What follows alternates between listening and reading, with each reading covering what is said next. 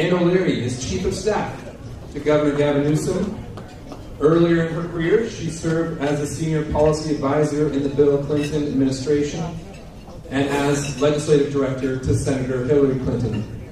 Following her federal government service, she helped establish multiple nonprofit organizations promoting policy related to income inequality, healthcare, education, and workforce development.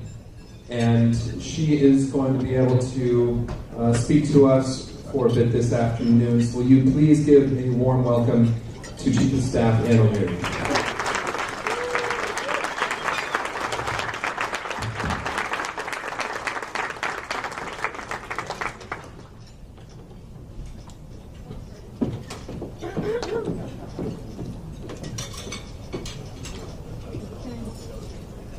I'm Ann. Thank you so much to all of you for welcoming me here. Thank you, Jordan.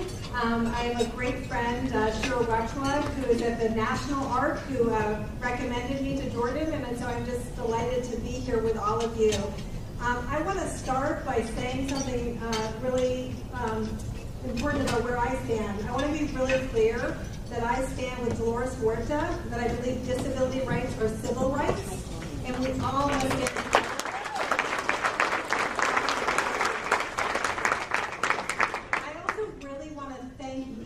for coming to Sacramento to educate policymakers on what you're experiencing, whether you're a family member, whether you're a provider, whether you're in the medical doctor profession, whether you are an advocate who has seen up close what this community needs and means. It is incredibly important that you're here, that you're teaching people, that you're learning, and that you're all working together. I know so many people here are powered by the love and determination that you feel, but also, frankly, by exhaustion and frustration. And I know how much that means, that you need the services and support you need, and you don't always get what you need. I know how important the regional centers are, from early intervention to connecting with critical therapies to the much needed respite care that so many of you rely upon as family members. And I also know that too often that you're not heard. And I want to make sure that I spend time getting a chance to say hello to you and hearing from you directly. So I won't spend too much time up here, but I would just say a little bit about myself and about the work that I'm doing with Governor Newsom. I've had the great privilege of working with disability rights community at the national level for many years. Most recently, I worked with Congressman Tony Coelho, who many of you may know, on a disability policy platform for Hillary Clinton's campaign. I organized and really worked with disability advocates from around the country to ensure that all of our policies were inclusive of the disability community. It was incredibly meaningful, and obviously the election did not turn out how we had hoped, and we were very disappointed that we weren't able to put those policies into place. But today, I'm really honored to be Governor Gavin Newsom's Chief of Staff, and I'm also really honored to join forces with a governor who has been such a strong champion for all individuals with disabilities, but particularly with individuals with intellectual and developmental disabilities. The governor is somebody who, as many of you may know, he co-chaired the Best Buddies program for many years. At his last cabinet meeting, when I was sitting with him, he made a plea to all of his cabinet heads to say to them, I hope you'll consider hiring people with intellectual and developmental disabilities. And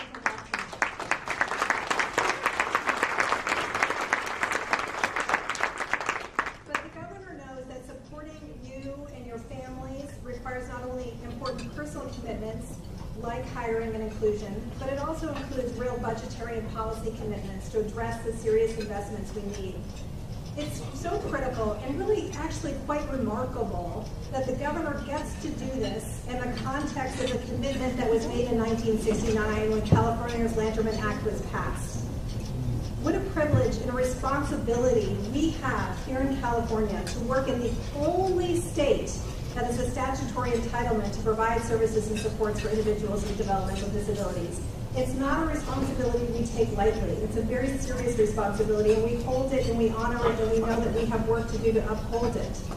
Before I talk more about what we're going to do to make good on the promise of the Lanterman Act, let me say a bit about the overarching agenda that the governor is fighting for. There's really three things that I hope that you will walk away knowing that the governor is working on. One is the issue of affordability and opportunity for all Californians. We really have to address the cost crisis. I'm sure many of you, or you may not have because you were probably on your way up here, but if you had a chance to look at the front page of the San Francisco Chronicle yesterday, you would have seen the important article entitled "Disabled People Lose as Cost Rises." And it was really about the fact that the most vulnerable, and of course I'm speaking to the choir here, it's not that you don't know this, but the most vulnerable among us are the ones where the cost crisis hurts the worst. When we talk about this spike in housing, when we talk about this spike in healthcare, when we talk about how difficult it is for transportation to get around, that our families can't afford it, that people are being driven out of our urban areas, the families that have most impacts and the people that have most impacts are people with disabilities. And so we know that not only is the people with disabilities, but those who are trying to care for people with disabilities who literally cannot afford to continue in that profession. So we're very, very cognizant that our entire agenda, when we talk about wanting to fight for affordable housing, affordable health care, that this is an agenda that will lift all boats, but it really is also structured at making sure that the most vulnerable will receive assistance. And so we're very focused on that. We're also focused on what I call our Justice for All agenda.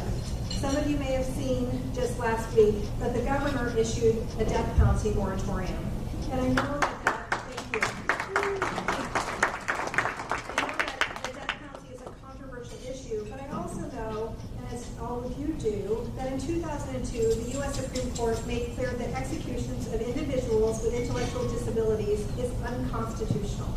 Yet, we know that at least 18 of the 25 people executed in the U.S. in 2018 had one or more of the following impairments: significant evidence of mental illness, evidence of brain injury, developmental brain damage, or an IQ in the intellectual disabled range, chronic serious childhood trauma, neglect, or abuse. So the fact of the matter is that even though this U.S. Supreme Court has made it unconstitutional, there's still continual work we need to do in the field of criminal justice. I understand you're going to be having a panel on criminal justice later this afternoon. And it's something that's so central to the work that we're going to do in our Justice for All agenda. And finally, the governor, in addition to his affordability and opportunity and justice for all, he's very focused on effective government. Government should be serving the people, and we should stop making it hard to receive the entitlements that people are entitled to. So one of the things that he's doing is really working on how do we make sure that we can have an effective government. So as we work on these public policy solutions in the governor's office, we come with the lens of wealth inequality, that wealth inequality really exacerbates this problem. It shouldn't be true that a child born with a disability is impacted by your family's income to determine your health, your ability to live and work independently, but too often we know it's the case. I know firsthand, as my son, when he was an infant, he just turned 9 this weekend, he qualified for services at the East Bay Regional Center when he was a baby.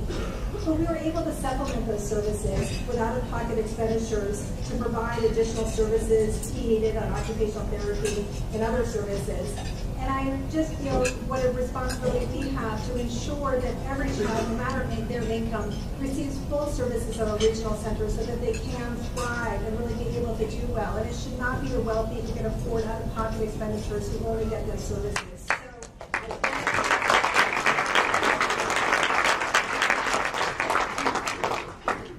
But I also know that in order to make good policy at the state level, we need two things. We need what you're doing today. We need advocates. We need people showing their stories and their voices. We need the exhaustion that brings you here and the determination that brings you here. We need that coupled with really good information. And that's why I think it was such an important step last week that the Department of Developmental Services released their rate study on the provision of community-based services for individuals with developmental disabilities. Independent, thorough analysis is so critical to public policy making. Now, this rate study is a framework. It's a framework that we as policymakers in Sacramento will use as we make our decisions. But I was very heartened to see that the study recognized that we need to improve the equity and fairness of rates across the state. It recommended that we provide a standardized approach to rate setting for the same services in the same area. it said that we also have to recognize that there are real differences in wages, travel, and real estate costs for different regions.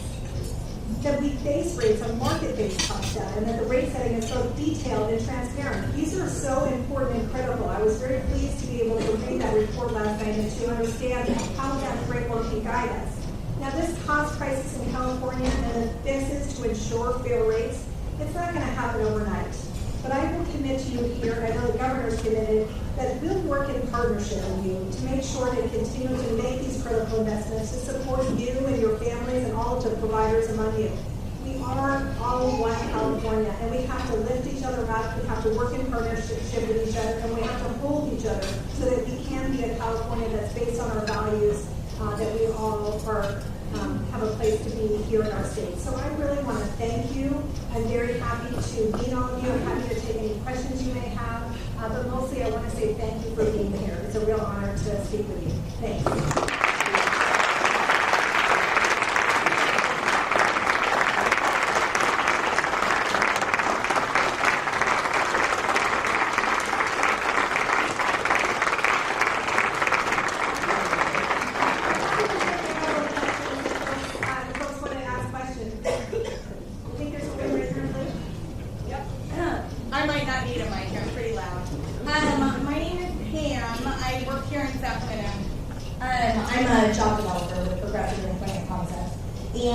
I really appreciated your comment about Governor Newsom urging his cabinet members to hire people with IDD.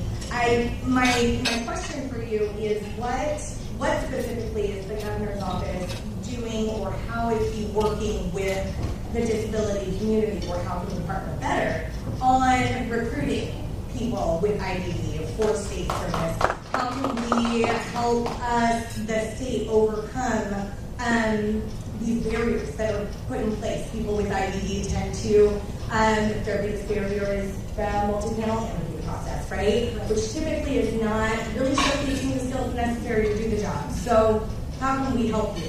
Well, thank you. I think this is what it's all about, is really figuring out how we can work in partnership. We just have hired a new head of Cal HR. I would love for you to work with us and work with her and really work on this. So Gabby, who's in the back of the room here, is on my team. And Gabby, if you don't mind me sharing, is also, her brother has autism. And last week she said, would it be okay if I take 4 days off to help my brother? My mom's out of town, he's 28 years old, and I really want to help my dad.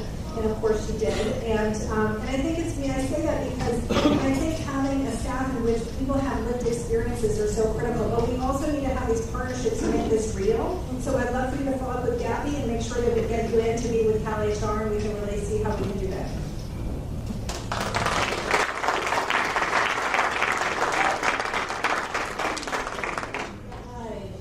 Yesterday I posed the same question to the budget analyst, so I left a response that would be great. I really appreciate how the governor is focused on early education. I think that's fantastic, and I think I would love some language to be included in that in terms of inclusive education, including children with disabilities. Because as we know, in the early ages, as our kids become part of each other's community, our advocacy later in the stages of life becomes less difficult because there's an understanding and appreciation and a cultural shift that occurs at the very early stages. So if there is some language that can be included in that to support inclusive education, I appreciate that. The second question that I have is looking at the trailer bill. There is special ed funding, but it seems to be arbitrarily attached to population concentration. And that doesn't help a lot of school districts like my own, where special education is not attached to population or demographic concentration. And it does seem arbitrary. So, who exactly is that? Well, first of all, thank you. On the early intervention, it's absolutely something we're committed to, and I think we do have language in there. It might need to be stronger, so we'll work with you on that. On special education, I think that the first step was to really to deal with the concentration issue and making sure that we're helping those districts that are the most impoverished and have the highest concentration of special education students. But I hear you, and let's continue to work together so we get that formula right. I think it's the biggest investment in special education the state has made. So we're proud of what the governor has done, but we can always do better.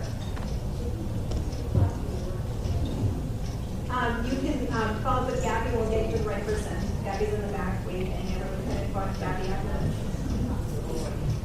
Hi, thank you for coming. I'm Danny Anderson. I'm the Executive Director of the Independent Living Resource Center out of Santa Barbara, Ventura, and St. Elizabeth counties. I just wanted to take a moment to bring attention to the relation between aging and disability and how they're siloed systems that we need to bring together. And I know the governor has called for a master plan on aging. So I want to take this opportunity, since you're here, to advocate for making that a master plan on aging and disability so that we can really get California into a no-home system.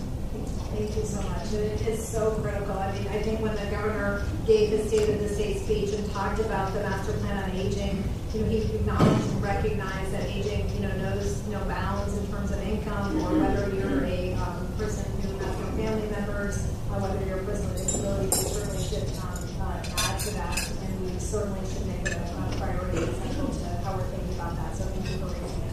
And I think just on that issue, just to say a little bit more on my experience on public policy is that I think that we do the best we can is to say that we shouldn't have a disability policy over here and then these other issues over here. They have to be integrated. When we think about the master plan on aging, when we think about early intervention, it has to be integrated so that we're seeing this as one whole piece. And so I think it's really critical that you raise that. And it's on us to do better, making sure that that's clear and that we really are mindful when we're at the table on that. So thank you.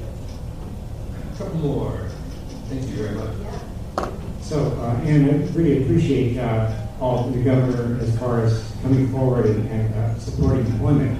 But I'd like to offer him a challenge. Because when I was in his office, when I worked with the Art of San Francisco, he was one of the first governors to hire somebody in his office, to work with him in the office, with the vulnerability. So, fantastic. So I want to make sure that he's the example for the rest of the governors. It was one of the first things we announced. I think it was the same day that they announced me as chief, or maybe the week after. They announced John Masterman, who's just a terrific guy who delivers our mail. But we actually were talking to the governor that we could do better than 1%. So we'll continue at it, and I appreciate that challenge. Thank you. I'll tell this appointment came before you, but I may be wrong. I may be right. Everyone loves John. Yeah. First of all, thank you so much for taking time out of your very busy schedule to be here with us today. We really appreciate it. The panel that preceded your presentation, we talked a lot about advocacy and getting the governor's attention on our issues. And we all recognize that we have to save our state with lots of tax dollars, but also working hands and things and where our tax dollars can go to communities. So what would your advice be on us as a community effective advocacy to raise our issues with the governor to the level that we all feel is necessary in this community? Well, first of all, I think it's important that you do things like you did, which is I really honestly appreciate being invited here. But it also, forced me to last night, do something that I might have not done for a week or 2 weeks, which is to read the rate study, to be focused, to be, make sure that I was educated as to why you're here, what you're coming for. So it is helpful when you reach out and ask somebody like me to come because it forces me to call my attention to it. So I really truly thank you for that.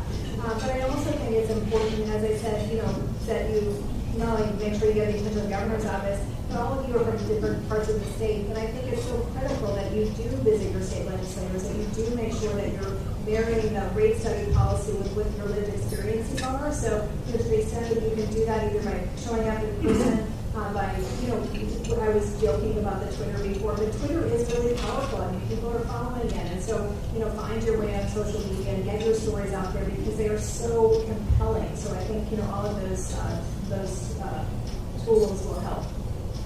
Okay, so one more. Thank you, Jim Baldwin, Bakersfield.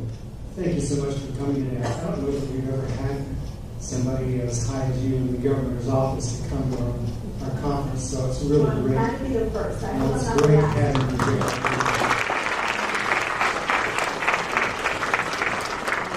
We found out at the Art California board meeting on Sunday that all of the Republicans in both houses have signed a support letter for the Lyman Coalition to ask for 8% across the board.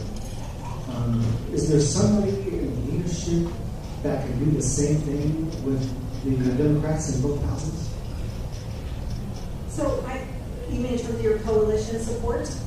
Yes, for the ask. They're asking for 8% across the board. We've got both, in both houses, the Republicans have sign letters in support of what Land Coalition is asking. Great. We'd like to have the same support from the Democrat side. Great. Well, I think, absolutely, obviously, we are very committed. We are looking holistically at the budget, so we're trying not to, I always try not to get out over my skis before the governor is ready. Sometimes I do. But I would say that, you have our attention. We're very committed, and I think, working with Jordan and others to really make sure that you're getting the Democrats to support you. Well, I think, making sure that you're meeting with the Democratic, leadership will be really critical as well. A big hand for Anna Larry, please. Guys, you finish your lunch. I think she has about